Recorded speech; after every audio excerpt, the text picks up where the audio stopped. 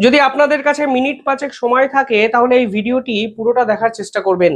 আজকে এই ভিডিওতে এমন একটি তথ্য আপনাদেরকে দেব যা ভারতের সেনাবাহিনীতে কার্যত নজিরবিহীন। এই প্রথমবারের জন্য এই ধরনের ঘটনা ঘটলো সেটা নয়, কিন্তু এমন একটা সময় এবং এমন একটি জায়গায় এই ঘটনা ঘটলো যা নিঃসন্দেহে অর্থবহ।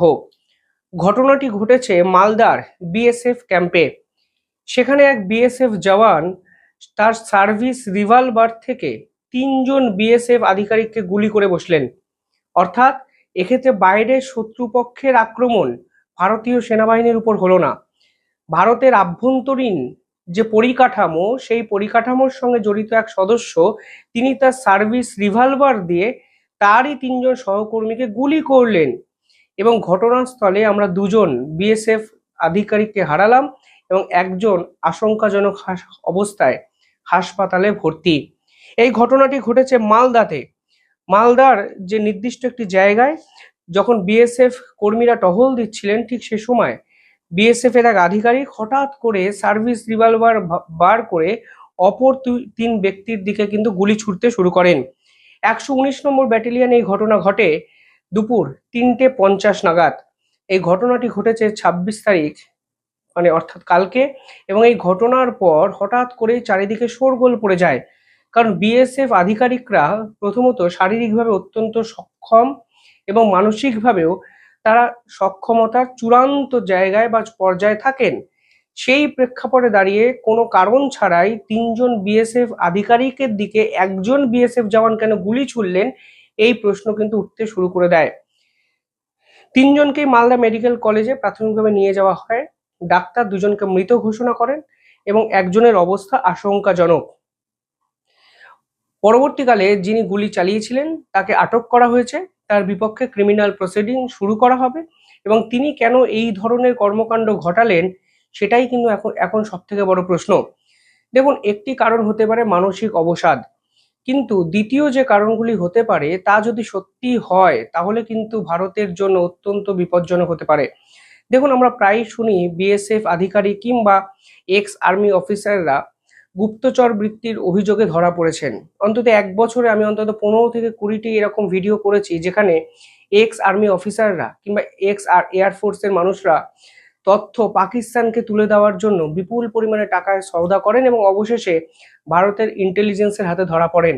এক্ষেত্রে এই ধরনের বিষয়কে এখনই প্রশ্রয় না দিলেও বা এই ধরনের ঘটনার কোনো সম্পৃক্তকরণ না খুঁজে পাওয়া গেলেও এই ঘটনা কিন্তু উড়িয়ে দেওয়া যায় না যে বিএসএফ এর আধিকারিকদের আভ্যন্তরীণ যে পরিকাঠামো সেটাকে বিনষ্ট করার চেষ্টা কেউ বা কারা বহির্বিশ্ব থেকে করছে। তবে যেহেতু এই ধরনের কোনো কারণ আপাতত খুঁজে পাওয়া যায়নি, তাই মনে করা হচ্ছে মেন্টাল ট্রেস একমাত্র কারণ এবং মেন্টাল ট্রেসের জন্যই তিনজন বিএসএফ আধিকারিককে নিজের সার্ভিস রিভলভার থেকে গুলি করে দিলেন এক বিএসএফ আধিকারিক। দেখুন, আমি সত্যি মানসিক অবসাদ বিষয়টিকে অত্যন্ত সিরিয়াসলি গুরুত্ব দিই এবং এটা গুরুত্বপূর্ণ একটি বিষয়, কিন্তু বিএসএফ আধিকারিক জওয়ানরা যেরকম মানসিকভাবে সক্ষম হন সেই সক্ষমতা সাধারণ মানুষের থেকে অনেকটা আলাদা। তারা দিনের পর দিন সীমান্তে পড়ে থাকেন, শারীরিকভাবে কসরত করেন, তারা নিজেদেরকে যেভাবে তৈরি করেন সেখানে এই পর্যায়ে এসে তার সার্ভিস রিভলভার থেকে তিনজন সহকর্মীকে গুলি করে দেবেন, এটা কতটা বাস্তবতা এর আছে আমার আমার কিছু মানে নিজেরাই প্রশ্ন জাগে। ফলে আমি এখনো খুব ডাউটে আছি যে এই বিষয়টিকে কেন ঘটানো হলো। কিন্তু এমন একটি জায়গায় ঘটেছে যে জায়গাটি বর্তমানে শেষ 1 বছর ধরে ধারাবাহিকভাবে খবরের শিরোনামে থাকে, তা হলো মালদা সীমান্তে বাংলাদেশ বর্ডারের কাছে। অর্থাৎ এই বাংলাদেশ বর্ডারের কাছে দিনের পর দিন যেভাবে বাংলাদেশের জেহাদিরা ভারতবর্ষে ঢোকার চেষ্টা করেছেন, এই বিএসএফ অফিসাররাই তাদেরকে কিন্তু আটকানোর চেষ্টা করেছেন এবং যখনই আটকানোর চেষ্টা করতেন তখন বাংলাদেশের পক্ষ থেকে ইট ছোড়া হতো, ছুরি ঢোকানো হতো, পাথর ছোড়া হতো। সেই অবস্থায় কিন্তু এই বিএসএফ আধিকারিকরাই মালদা সীমান্তে লড়াই করেন। ঠিক সেখানেই এই ধরনের ঘটনা, সেটা নিঃসন্দেহে কিন্তু তাৎপর্যপূর্ণ। এবং আপনাদের মনে আছে 6 মাস আগে এই মালদা সীমান্তে বাংলাদেশের অনুপ্রবেশকারীর হাতে এক বিএসএফ আধিকারিক মারাও গেছিলেন। অর্থাৎ এই অঞ্চলে যারা পাহারা দেন তারা অন্যান্য অঞ্চলের থেকে অনেক বেশি মানে শক্ত পরিবেশকে মানে শক্ত পরিবেশকে ফেস করেন। সেখানে দাঁড়িয়ে এই ধরনের ঘটনা নিঃসন্দেহে চমকপ্রদ। আর দেখুন, বাংলা এখন গোটা ভারতের কাছেই খবরের শিরোনামে। শুধুমাত্র বাংলার পরিবর্তন হয়েছে তা নয়, তৃণমূল আমলের যাবতীয় অপকর্ম এখন আস্তে আস্তে ফাঁস হতে শুরু করেছে। আজকে সকালে এনআইএ বাংলার দুর্গাপুরে জোরালো এক হানা দিল।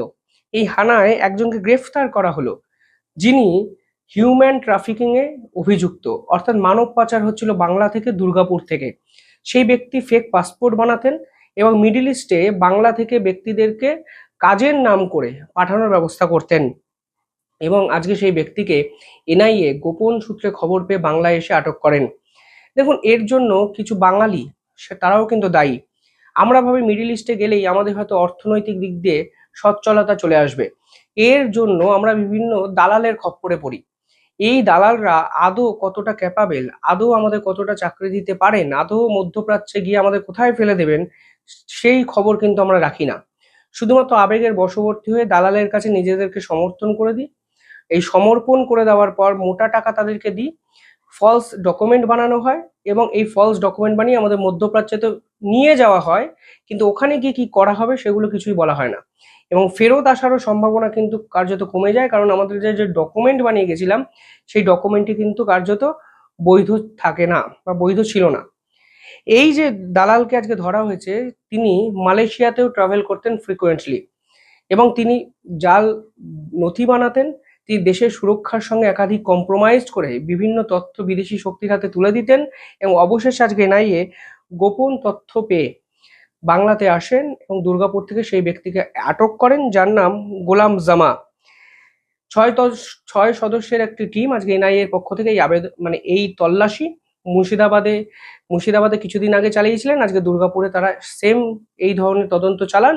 এই ইনভেস্টিগেশনের ফলে এই ব্যক্তি আটক হন। ফলে সব মিলিয়ে বাংলা কিন্তু ন্যাশনাল সিকিউরিটির জন্য অত্যন্ত গুরুত্বপূর্ণ হয়ে যাচ্ছে।